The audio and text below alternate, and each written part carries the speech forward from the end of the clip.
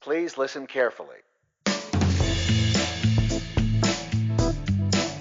Well, hello, universe. Welcome to the Optimist Daily Update. I'm Summers Kristy. And I'm Kristy Jansen, and we're part of the team behind the Optimist Daily, making solutions the news. We bring you reader-funded solutions to news every day in order to change the tenor of news media, social media, and the direction of your day to one focused on solutions. 7 days a week, we publish positive news stories written by award-winning journalists and delivered online to your inbox and through our social channels. And also, we are sharing these solutions in a commute-worthy, walk-worthy, home office-worthy, can you hear the cat in the background-worthy podcast. Today is Tuesday, the 24th of November, 2020. Kristy, could you hear Copper meowing? No, because I forgot to close my windows, so the birds are going crazy outside of my window. So honestly, it's drowning out. Oh, Zoom. Oh, so funny. Well, we kind of have a fun day at the Optimist Daily today because we have been invited to go on Good Day LA and talk about the power of optimism for entrepreneurs. So it's kind of an exciting day today. Sort of worried the cat's going to Zoom bomb me. I think that would be perfect, and that would be exactly appropriate for this kind of an event. Yes, and I'm happy that it's you going out there, Summers, because I'm sure I'd be full of anxiety, as you might be, but... I'm just here, chill, doing my makeup while we're talking, trying to figure out how to not look like I've spent the last 11 months at home. Oh, but, this week's shaping up pretty well. I gotta say... I mean, I know that it's a weird holiday week for everyone, but just that focus on gratitude and the thankful Thursdays and the practice that we've had of waking up every morning saying what we are grateful for, I really feel like gratitude guides your attitude. And I am very much liking that practice. Out of all of the recommendations we make on the Optimist Daily, that one seems to have stuck with me, and I definitely feel lifted for it. Well, good. And I think that is an essential mental habit to keep doing even after this Thanksgiving holiday. It's a year-long practice. Good to get it started. Now, because we have to get started, because I am going to be on air in just, sometime between 9 and 10 Pacific, let's get to the stories today. What inspired you this morning, my love? Okay. So, of course, the story that I needed to talk about, the headline reads, "Why You Shouldn't Worry If Your Child is Bringing Pandemic into Play." And this is, I think, such an interesting and important thing to recognize, that our children are incredibly resilient individuals. And typically, one of the ways that they deal with the world, however it presents itself, is through play. And that's just how they work out issues. And so if they're bringing hand sanitizer into their play by giving it to their stuffed animals, for example, or I have some friends who are sisters, and their two children are in their 5 and 6 years old, and they've been playing quarantine quite a lot lately, where they have this whole routine and it goes into their play. They have an outside clubhouse, and they won't connect with anyone else when they're in their quarantine, And so I've even seen Brennan take one of our masks and put it on her stuffed animal. Right. And this is a 16-month-old. It's just how they process this crazy world.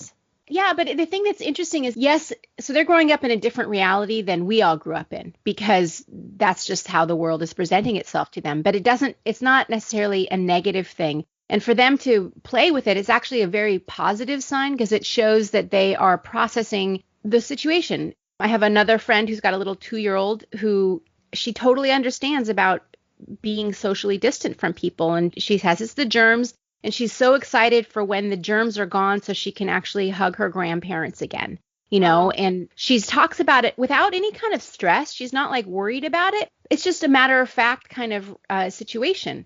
So it's no surprise that they're turning to this kind of play, using their toys. It's play therapy in a way, if you think about it.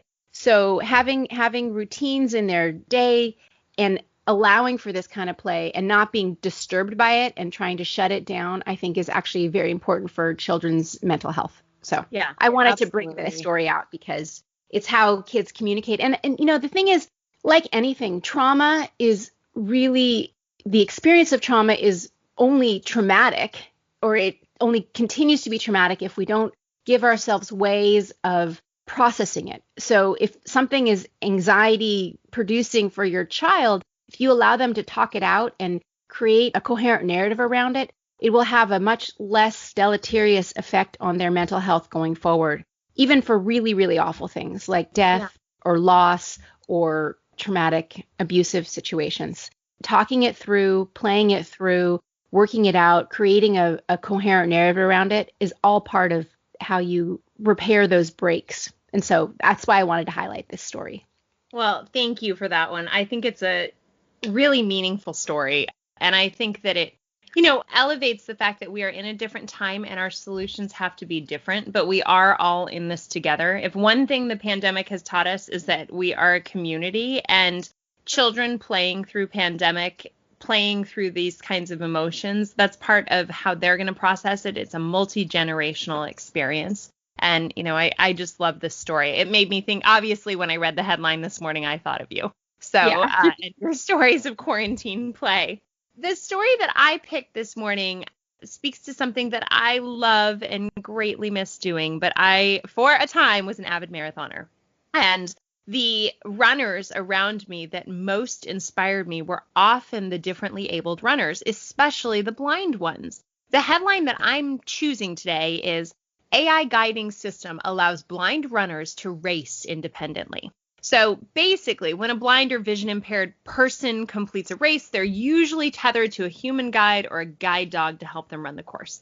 And so the amazing people who work as guides really just stay in the background, and they are there to be of service to the person with a vision impairment issue. But now there is an opportunity reported by Engadget that there is an app attaching basically through an Android phone and a Google designed harness. Project Guideline uses the phone's camera to track the course and sends audio cues to the runner's headphones when they veer off course.